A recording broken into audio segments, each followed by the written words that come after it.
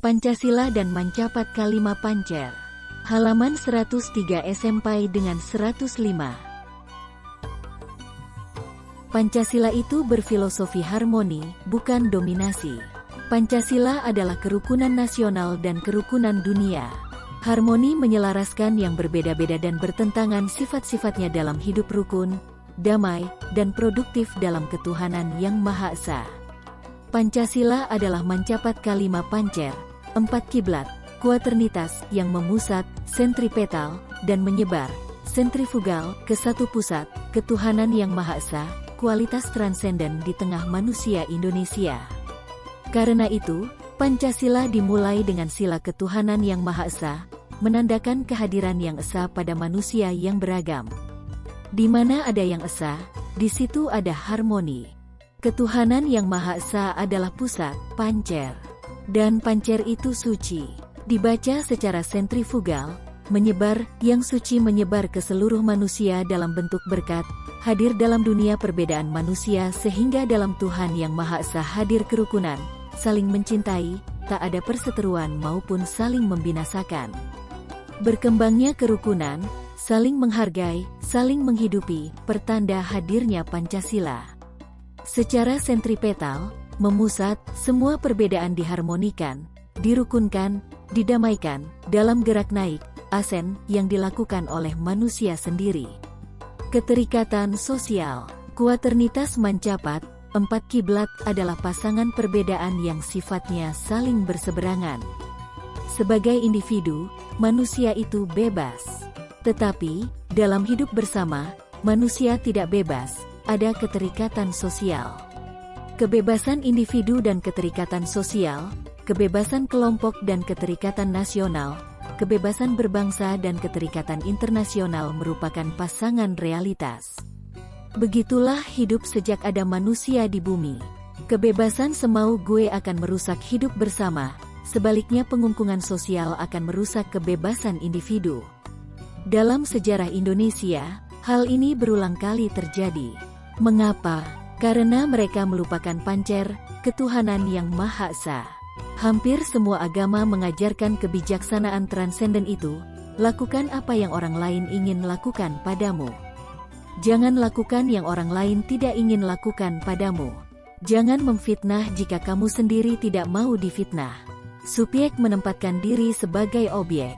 Ada timbang rasa, tepo seliro. Nilai ketuhanan yang Maha Esa selalu transenden. Ia bukan dari dunia, bukan dari cara berpikir manusia biasa. Dan, agama-agama mengajarkan bagaimana menekan egosentrisme manusia, yakni dengan peduli, memahami, menerima, dan menghargai orang lain. Jika egosentrisme dibiarkan, yang terjadi adalah pertikaian kepentingan, berakhir dengan melenyapkan orang lain. Menyadari dirinya paling benar itu baik, tetapi orang lain juga demikian. Menghargai kebenaran yang lain tidak berarti mengurangi kebenarannya sendiri. Jika egosentrisme dibiarkan, pembinasaan demi pembinasaan akan terjadi. Pancer, nilai-nilai transenden menyatukan aneka perbedaan karena perbedaan tidak dilihat sebagai lawan, tetapi sebagai saudara.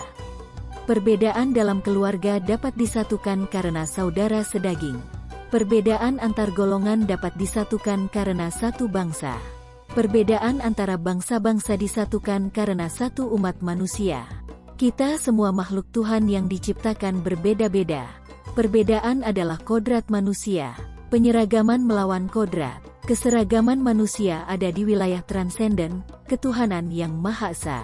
4 kiblat oposisi segala hal, keempat sila yang berseberangan, adalah realitas yang harus diterima. Kebebasan individu, egosentrisme manusia, kerakyatan yang dipimpin oleh hikmat kebijaksanaan, perwakilan, demokrasi, beroposisi dengan keadilan sosial bagi seluruh rakyat Indonesia, keterikatan sosial, hidup bersama sebagai bangsa.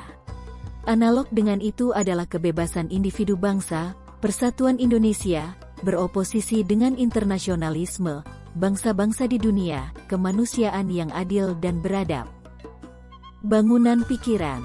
Pancasila adalah sebuah bangunan pikiran yang berhubungan satu dengan yang lain, bukan gado-gado pikiran yang bertabrakan lalu akur-akuran. Pancasila juga bukan ajaran, apalagi dogma, tetapi sikap yang disetujui bersama. Sikap bersama ini mengatasi perbedaan golongan, suku, ras, dan agama. Sikap demikian sudah ada sejak masa purba. Untuk memahami filosofi ini, Pancasila harus dikembalikan pada sejarah budaya bangsa, bukan ditafsirkan berdasar pikiran luar.